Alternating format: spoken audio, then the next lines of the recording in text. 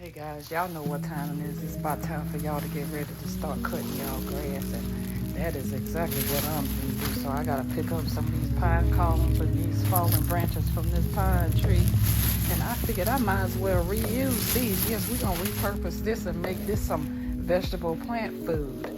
Yeah, ain't no need in me trying to fix the lawnmower because I done ran over some pine cones and some sticks and go out and buy some fertilizer too. So I'm gonna make use of what I already have. These branches, yeah, I'm taking them right off the tree because they look like they about to pop off anyway.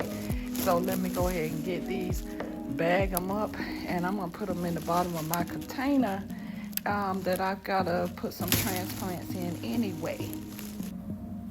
So yeah, I got a whole bag of sticks and pine cones in there in the bottom of this.